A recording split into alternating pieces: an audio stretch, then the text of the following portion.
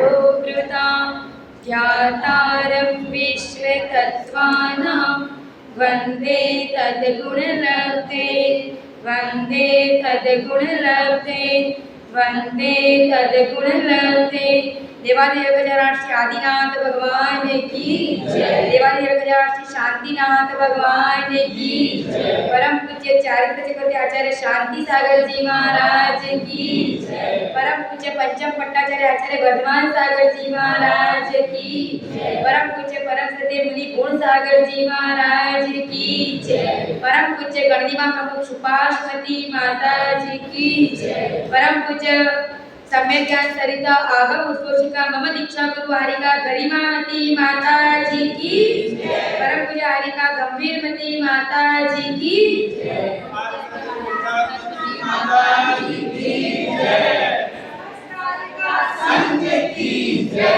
So we all together here for the seminar on the science and Jainism.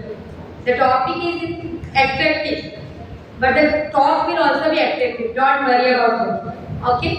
So here the language of seminar will be Hindi and English.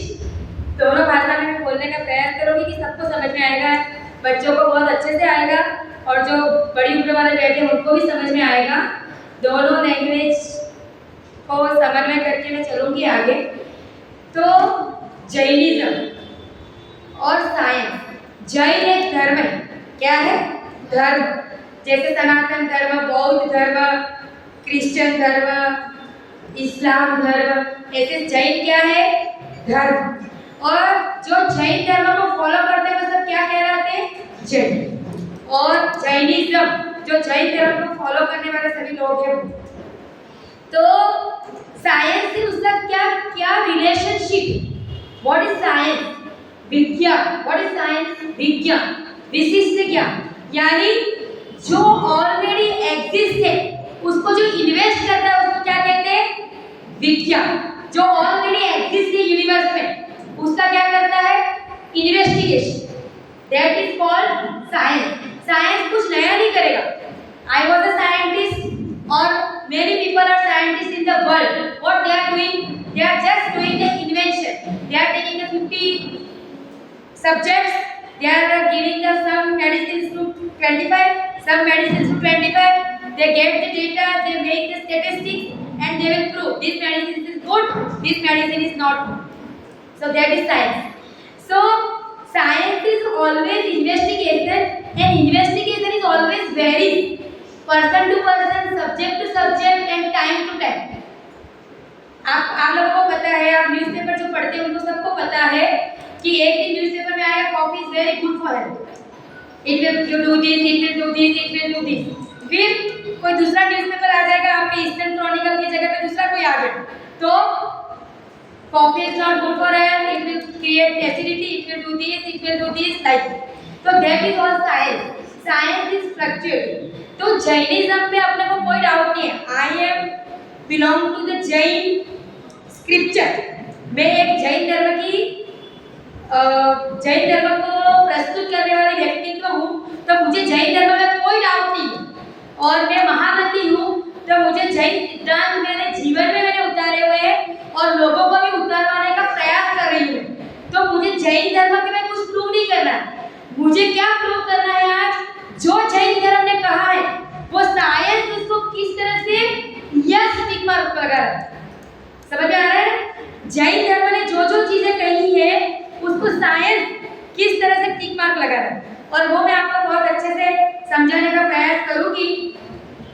और जो अपना seminar रहेगा उसमें आपको कोई भी doubt रहे तो मैं आपको देखो 7:53 हुई है। I will stop my talk bye 8:53। 1 घंटे के अंदर। उसमें आधा घंटे के बाद में किसी को कुछ डाउट है उसके लिए मैं पूछूंगी और फिर आधा घंटे के बाद और क्वेश्चन का सेशन रहेगा। There must be communication. नहीं तो मैं बोलूंगी आप चले जाओगे, नो फ्रूटफुल रिएक्शन। ओके? तो सबसे पहले जैन धर्म है ना, आप लोग हमेशा मम्मी को पूछते हो मम्मी अपना धर्म ही क्यों पेश है, आप ऐसा बोलते हो बार बार।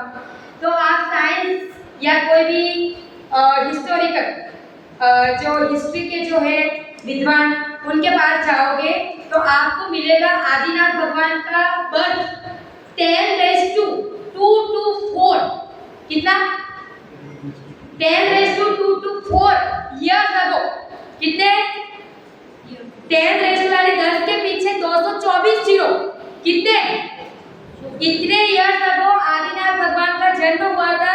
ये किस पे लिखा हुआ है? आप विकिपीडिया, गूगल कुछ भी खोलो, आपको मिलेगा। और मैं जो कुछ भी बोल रही हूँ आपको दीदी लिंक भी भेजेगी, और अभी भी आपको सुनना है तो दीदी सबको आपके सिलचर समाज को लिंक भेज देगी। आप अभी भी मेरे सामने खोल के देख सकते हो कि मैं कोई चीज ऐसे ही आपके ऊपर थोप नहीं रही। मुझे गलत तरीके से धर्म का प्रचार करके क्या फायदा होगा? मेरा नुकसान होगा मैं झूठ बोलूंगी तो इसलिए अगर आपको कोई भी डाउट है तो सॉल्व करें। ऐसा नहीं कि माता जी बोल रहे क्या माथा लगाना। समझ में आ गया? तो 10⁻²⁴ years ago आदिनाथ भगवान का जन्म हुआ। उसके बाद अजितनाथ, संभवनाथ ऐसे 24 तीर्थंकर हो गए। और 24 तीर्थंकर में आदिनाथ ने जो कहा था वो ही किसने कहा? महावीर भगवान। और उनका उपदेश जो है अपने धर्म का मेन जो फंडामेंटल है अष्टमूल गुण का त्याग। क्या है? अष्टमूल गुण। अष्ट यानी एक, क्या होता है? एक। मूल गुण यानी फंडामेंटल कैरेक्टरिस्टिक, है ना? तो अपने धर्म के जो सिद्धांत को फॉलो करने वाले लोग हैं वो ये 8 नियमों का पालन करते हैं। तो आचार्य ने तो कह दिया, अब हम कैसे मान लेंगे? मानने के लिए हमारे पास कोई प्रूफ भी तो चाहिए ना, हम कैसे मान लेंगे? तो सबसे पहले आचार्य ने कहा था कि मद्य त्याग यानी दारू का त्याग, अल्कोहल, स्वीट अल्कोहल, ऐसा कह दिया। फिर दूसरा बात कहा उन्होंने मांस नहीं खाना है। क्या कहा? मांस नहीं खाना है। तीसरी बात उन्होंने कहा हनी नहीं खाना है यानी मधु, मधु यानी हनी, हनी नहीं खाना है। 3 बात कही। फिर उन्होंने बोला कि एक प्रकार का प्लांट किंगडम जो होता है ना, प्लांट किंगडम, ऐसे एनिमल किंगडम होता है ऐसे प्लांट किंगडम। तो एक फैमिली आती है उसमें फिकेसिए, उसको मोरासी फैमिली भी बोलते हैं। उसका फूल जो होता है वो स्पेसिफिक फैमिली के 5 ट्रीज है, उसके जो फल है वो खाने को ना बोला, उसको अपन बोलेंगे 5 उदंबर फल त्याग। क्या बोला? 5 उदंबर फल त्याग। वो भी मैं आपको साइंटिफिकली समझाऊंगी कि उसको खाने को क्यों ना बोले। तो पहले हम जाते हैं अल्कोहल पे। तो पहले साइंस की बात करते हैं फिर धर्म की बात। ठीक है? Alcohol, what is an alcohol? Sugar is half oxidised, sugar is half oxidized, then what it will give you? Alcohol plus CO2। कोई भी शुगर यानी शक्कर यानी कार्बोहाइड्रेट्स, कार्बोहाइड्रेट्स होते हैं ना, स्टार्च, फिर माल्टोज, लैक्टोज, सुक्रोज, आपकी शक्कर वगैरह सब कुछ। तो उसका हाफ ऑक्सीडेशन यानी उसको हवा नहीं मिलेगी। There are 2 type of fermentation process, एक एरोबिक होता है, एक होता है एनारोबिक। एरोबिक यानी हवा की मौजूदगी, presence of air, and anaerobic यानी क्या? Without air, in absence of air. तो ऐसे फर्मेंटेशन जो होता है वो हाफ वे होता है। तो उसमें से शुगर, अब आपको मैं बहुत अच्छा एग्जांपल देती हूँ, आपके दिमाग में तुरंत उतरेगा। किसी भी माँ का बच्चा 12th में पढ़ रहा है, उन्होंने एप्पल का जूस निकाल के दिया एक ग्लास भर के, उसके टेबल पे रखा है, बेटा पी ले, ढक के रख दिया। बेटा पढ़ने में बहुत मजबूत था और इधर उधर गया और ग्लास बाहर रह गया। उसकी एग्जाम की मैथ्स की खत्म हो गई और वो ग्लास वहीं का वहीं पड़ा है। 3 दिन बाद मम्मी कमरे में जाती, क्योंकि एग्जाम थी तो कमरे में जाना नहीं था, तो मम्मी गई नहीं। 3 दिन बाद जब एंटर करती है, जब वो ग्लास देखती तो उसको लगा पिया हुआ होगा, उसने उठाया तो ग्लास भारी था, तो उसकी वो ढक्कन खोला तो क्या जान गई? 3 दिन बाद अगर एप्पल का जूस ऐसा का ऐसा पड़ा रहेगा फ्रीजर के, जैसे कल गर्मी थी वैसी गर्मी में, तो क्या होगा उसका? Decaying process. क्या होगा? डिकेइंग प्रोसेस, सड़न, यानी वो सड़ेगा, उसके ऊपर फंगस आएगी, उसमें बहुत सारे जीव उत्पन्न होंगे और वो जीव सड़न और ऑक्सीडेशन और फर्मेंटेशन, ढका हुआ था ग्लास तो हाफ ऑक्सीडेशन होगा, तो उसमें से अल्कोहल प्लस CO2 बनेगा। क्या बनेगा? Alcohol plus CO2। अब आपका क्वेश्चन क्या होगा? माता जी जो इंडस्ट्री का अल्कोहल है ऐसे थोड़ा बनता है, बताओ सर, ये प्रश्न है ना। नेक्स्ट क्वेश्चन यही है, मैं आपकी क्वेश्चन नहीं बोलूंगी। नेक्स्ट क्वेश्चन ये है कि माता जी इंडस्ट्री में अल्कोहल ऐसा थोड़ा बचा है। इंडस्ट्री में होते हैं फर्मेंटर। क्या होता है? फर्मेंटर। बहुत बड़े बड़े फर्मेंटर होते हैं और वो फर्मेंटर में आप बार्ली जूस ले लो, ग्रेप जूस ले लो, एप्पल जूस ले लो, कुछ भी ले लो, उसको क्या करते हैं वो लोग, उसमें ईस्ट, जो ईस्ट होती है फंगस, उसको डाल के उसका एक स्पेसिफिक टेम्परेचर पे उसका सड़न होता है। क्या होता है? स्पेसिफिक टेम्परेचर पे 37, 27, 32 जो भी जूस है उसके हिसाब से। फिर उसका क्या होता है? फिल्ट्रेशन। क्या होता है? फिल्ट्रेशन। अल्कोहल अलग हो जाता है, जो अंदर बैठ गया CO2 अपने पाइप से निकल जाता है और अल्कोहल जो है उसको जिस जूस का बनाया है उसका एसेंस डाला जाता है। Believe me or not, all the alcohols have a same smell. आप जब दारू कोई पीता है, यहाँ बैठे हुए कोई पीता नहीं होगा, पर फिर भी जो पीते हैं उनके लिए बोल रही हूँ कि उनको लगता है ये ग्रेप्स का है, ये दिस वाइन, दैट वाइन, वो वाइन, वोडका, रम, बियर, कुछ भी ले लो, है ना? पर सब में क्या होता है? एसेंस। क्या होता है? एसेंस। और आजकल के बच्चों को नियम लेने का बोलते हैं तो उनको क्या लगता है हमारी शादी होगी उस दिन तो हमको पीना ही पड़ेगा। क्या है कंसेप्ट? मिसकंसेप्शन है अभी। तो ये मिसकंसेप्शन क्यों है वो अपन बाद में देखेंगे। तो जो ये अल्कोहल बनता है, ये अल्कोहल आप जो पीने वाला है उसको पूछोगे कि अल्कोहल पीने से क्या होता है तो वो क्या बोलेगा? Feeling of wellbeing. क्या बोलेगा? Feeling of wellbeing, euphoria, this that, बहुत सारी टर्मिनोलॉजी है उसके लिए। लेकिन if you will be restricted to 2 packs, that feeling of well-being is also good and euphoria is also good and everything is good. अब वो 2 पैक वाला व्यक्ति अगर कोई फाइनेंशियल क्राइसिस में आता है, कोई सोशल इकोनॉमिक क्राइसिस में आता है, अपने परिवार में बहुत बड़ी मुश्किल आ रही है, वो 2 पैक कितनी बोतलों में कन्वर्ट हो जाएगा? कितनी बोतलों में कन्वर्ट हो जाएगा? 5, 10, 15 गली में नाली में गिरे हुए भी मिलोगे तो भी अपने को पता नहीं। समझ पता है ना? और इकोनॉमिक रिसेशन। फिर America is the country of research. किसकी कंट्री है वो? Country of research. वहाँ हर प्रकार का रिसर्च होता है। तो 2008 में उन्होंने देखा कि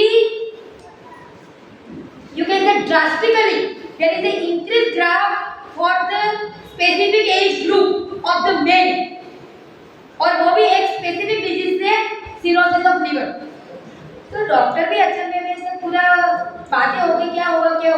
फिर then they analyse the data. उन्होंने डेटा एनालाइज किया तो उनको पता चला कि फाइनेंशियल क्राइसिस की वजह से सब यंग जो जनरेशन था उन्होंने जॉब लॉस कर दी। जॉब लॉस हो गई तो क्या हुआ? स्ट्रेस हुआ तो क्या पिया?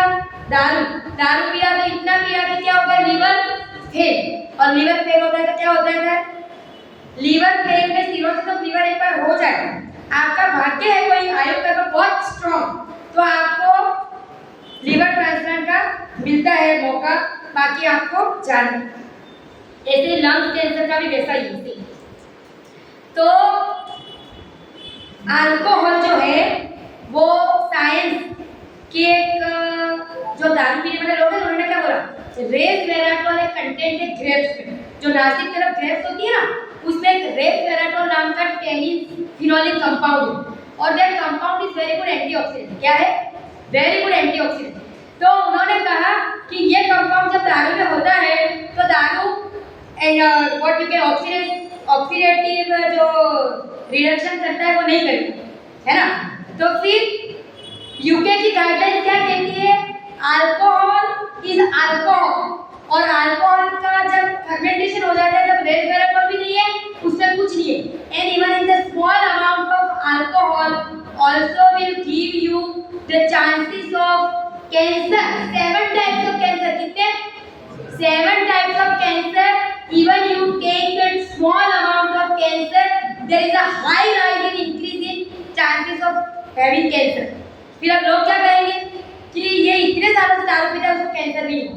तो आप परसेंटेज देखो ना, नहीं पीने वाले लोगों को कितने सिरोसिस ऑफ लिवर हुआ और पीने वाले लोगों को कितने को सिरोसिस ऑफ लिवर हुआ, उसका आप मैपिंग करो ना। बहुत पढ़ते हो MBA, तो ये सब डेटा का भी एनालिसिस करा करो। समझ में आ रहा है?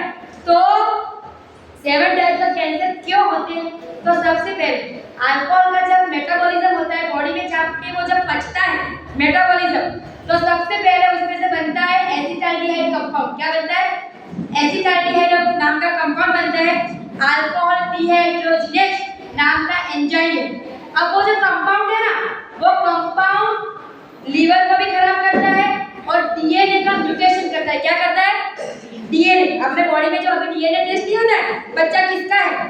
आपकी सीरियलों में होता है कि नहीं होता? सीरियलों में, सीरियल में होता है ना भैया बच्चा किसका है, तो डीएनए टेस्ट। वही डीएनए में होता है म्यूटेशन, और वो जो म्यूटेशन है वो म्यूटेशन क्या करता है? कैंसर।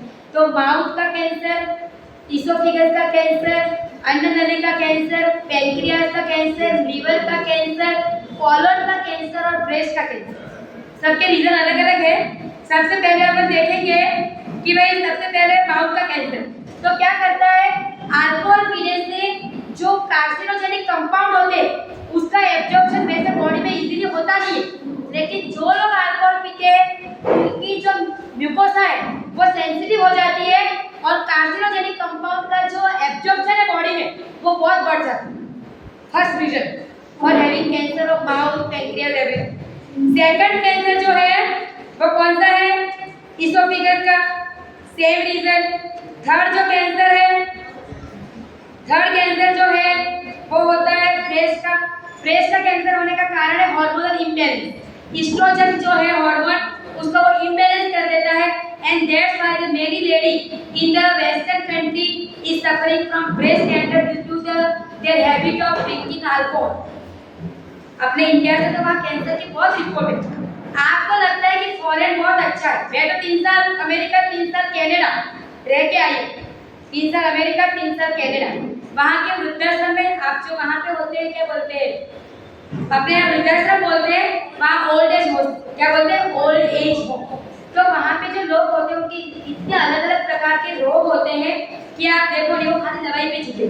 क्या जीते? दवाई पे। और लास्ट में तो उनको इतना पेन इंडेक्स इनका इतना वो हो जाता है, फेंटानिल पाउच यानी मॉर्फिन के रिलेटेड सब इतनी सारी चीजें उनको देते हैं कि उनका बॉडी में कोई चीज की असर नहीं होती। And they have average life span. जो दारू पीते हैं उनकी एवरेज लाइफ कितनी है? 60 ईयर्स। कितनी है? ऐसे अमेरिकन लोगों की लाइफ है 80 ईयर्स, पर जो दारू पीने वाले लोग हैं उनकी कितनी हो जाती है? खाली 60 ईयर्स एवरेज, क्योंकि वो सिरोसिस ऑफ लीवर से जाते ही। और फोर्थ रीजन है फ्री रेडिकल्स। फ्री रेडिकल्स क्यों होते हैं? जो अल्कोहल का ऑक्सीडेशन होता है उससे फ्री रेडिकल बनते हैं, तो उसके लिए चाहिए एंटीऑक्सीडेंट, उसको न्यूट्रलाइज करने के लिए। तो वो न्यूट्रलाइज करने के लिए जो एंटीऑक्सीडेंट चाहिए वो बॉडी में है ही नहीं, तो फ्री रेडिकल भी कैंसर का कॉज हो जाता है। तो ऐसे 4 रीजन से 7 टाइप्स ऑफ कैंसर होते हैं। अब ये बात होगी साइंस की, और कोई भी साइंस का कोई भी कंट्री, अगर अभी कनाडा में तो घर घर जाके दारू छुड़ाने का अभियान चल रहा है। क्या चल रहा है? घर घर जाके नर्स को भेज रहे हैं, क्योंकि उनको टेंशन है कि इतने दारू में ये लोग डूबे रहेंगे तो देश में क्या होगा। इंडियन लोगों को, चाइनीज लोगों को बुलाना नहीं चाहते अब वो कि हमारे लोग ही देश में रहे, तो उनके लोग तो दारू पी पी के मस्त है, तो उनका देश चलेगा कैसे? बच्चे वो पैदा नहीं करने चाहते, तो उनके देश में उनकी जो रेसिस है वाइट और जो भी रेसिस है उनके जनरेशन आगे बढ़ेगी कैसे? तो इसके लिए वो इतने टेंशन में है। तो अभी कनाडा में मेरी एक फ्रेंड रहती है, उसका 2 साल पहले फोन आया था, तो बोले आजकल alcohol quit tobacco quit alcohol के लिए पूरे नर्सेज जाके घर घर जाके समझा रही कि भाई आप ये छोड़ो। और आप लोग सोचते हो ना तो न्यू ईयर रिजोल्यूशन लेते, बोलो क्या लेते? अपन नियम जिसको बोलते हैं ना, बोलो क्या बोलते हैं? New year resolution. क्या बोलते हैं? New year resolution. तो उसमें वो 1 साल के लिए अल्कोहल छोड़ेंगे, कोई 1 साल के लिए सिगरेट, कोई और जो जिसके जो नशा है वो सब छोड़ने का प्रयास करते हैं, लेकिन उनके पास इतना अच्छा कल्चर नहीं है। भारत का कल्चर बिगाड़ने में किसका हाथ? बच्चों का नहीं, माँ बाप। किसका हाथ है? माँ बाप। बच्चों को माँ बाप ने संस्कारित नहीं किया, तब जाके बच्चे न मंदिर आ रहे और महफिलों में मस्त है। उनको बचपन से कोई की आदतें डाली दी गई।